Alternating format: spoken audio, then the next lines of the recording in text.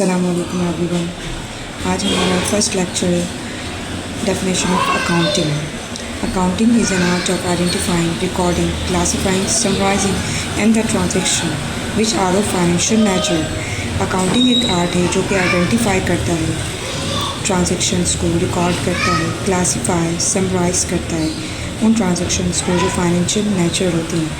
Then analysing, interpreting and communicating the result thereof. उसके बाद उन सब फाइनेंशियल ट्रांजेक्शंस को एनालाइज करता है, इंटरप्रेट करता है और कम्युनिकेट करता है जो उसका रिज़ल्ट होता है।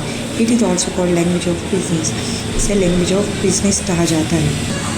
इसके अंदर जो स्टेप्स इन्वॉल्व हैं वो हैं 7 स्टेप्स। कौन कौन से 7 स्टेप्स हैं? फर्स्ट है आइडेंटिफाई,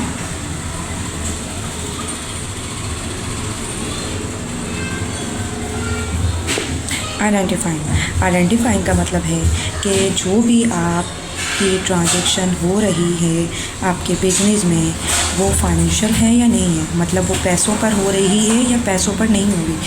फॉर एग्ज़ाम्पल कि आप कोई भी चीज़ परचेज़ कर रहे हो, जैसे आपने एक कार परचेज़ की, उसके लिए पेमेंट की, तो वो एक फाइनेंशियल ट्रांजैक्शन है क्योंकि पैसा देकर आपने एक चीज़ ली।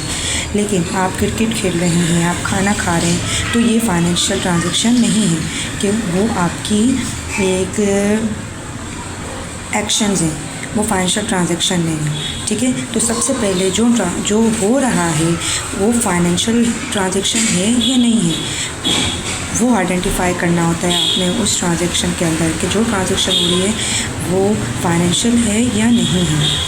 Number 2 recording.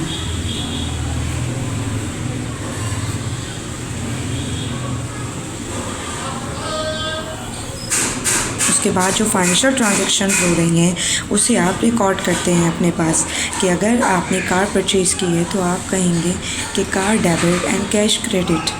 ठीक है, इसे इस तरह आप अपने पास रिकॉर्ड करेंगे। रिकॉर्ड आप बहुत सारी बुक्स में करते हैं, बहुत सारी जर्नल्स में करते हैं, जैसे कि कैश जर्नल होता है, जैसे कि sales journal, purchase journal, sales return and allowance, purchase return and allowance, book keeping. इस तरह से बहुत सारे जर्नल्स होते हैं जिसके अंदर आप अपने फाइनेंशियल ट्रांजैक्शन को रिकॉर्ड करते हैं। 3 है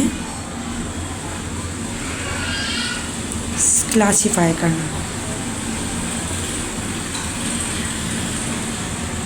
ठीक है, क्लासीफाई का मतलब होता है कि जब आपने एक ट्रांजैक्शन कर ली है तो आप उस सब ट्रांजैक्शंस को अलग अलग जगह पर उसे पुट करेंगे।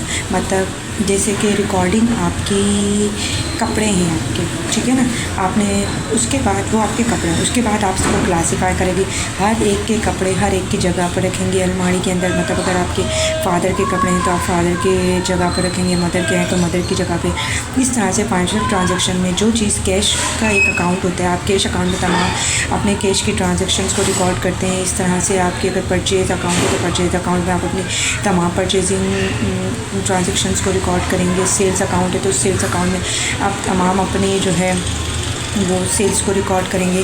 तो इस तरह से ये चीज़ें जो है वो जर्नल लेजर में की जाती हैं। जर्नल लेजर बेसिक एक हर किसी का अपना अपना अकाउंट होता है।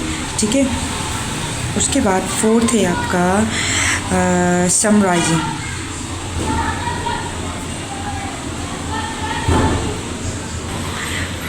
इसके बाद है हमारा समराइजिंग में हम जो भी आपके कैश अकाउंट होता है, सेल्स अकाउंट होता है, परचेज़ अकाउंट होता है, उन सबको आप टोटल कर लेते हैं।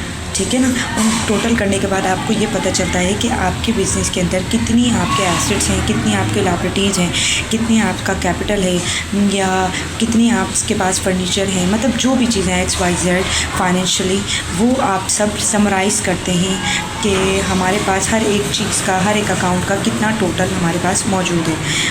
देन फिर उसके बाद हम उस तमाम डेटा को एनालाइज़ करते हैं। एनालाइजिंग 5th स्टेप है हमारा एनालाइजिंग से मुराद कि आप उन तमाम चीज़ों को एनालाइज़ करते हो कि अब हमारा बिज़नेस जो है वो किस पोजीशन पर है, स्ट्रॉन्ग पोजीशन पर है या वीक पोजीशन पर है। आप वो एनालाइज़ करते हैं। एनालाइज़ करने के बाद आप उसको इंटरप्रेट करते हैं। इंटरप्रेटिंग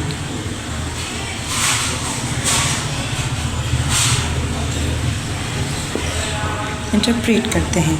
इंटरप्रेट यानी कि आप उसका रिज़ल्ट निकाल रहे होते हैं। तो आपके बिज़नेस में जो आपका इस वक्त आपका जो बिज़नेस है उसने अगर 2 लाख रेवेन्यू कमाई है और उसका 5 लाख एक्सपेंस है, तो इसका मतलब ऑटोमेटिकली वो आपका बिज़नेस लॉस में जा रहा है। लेकिन अगर आपके बिज़नेस में आपके रेवेन्यू ज़्यादा है, मतलब आपने 3 लाख आपने रेवेन्यू आपके और 2 लाख आपके एक्सपेंस है, तो इट्स मीन कि आपका जो बिज़नेस है वो स्ट्रॉन्ग पोजीशन पर है, प्रॉफिट पर है।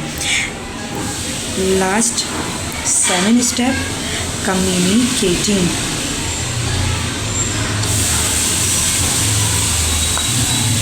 ठीक है, कम्युनिकेटिंग के बाद लास्ट स्टेप जो होता है बिज़नेस का वो ये होता है कि जब एक चीज़ के बारे में आप तमाम इन्फॉर्मेशन गेट कर लेते हैं, उसकी बैलेंस शीट तैयार कर लेते हैं आप, तो वो तमाम चीज़ें हम कम्युनिकेट करते हैं स्टेक होल्डर को, मतलब उन तक पहुंचाते हैं तमाम इन्फॉर्मेशन।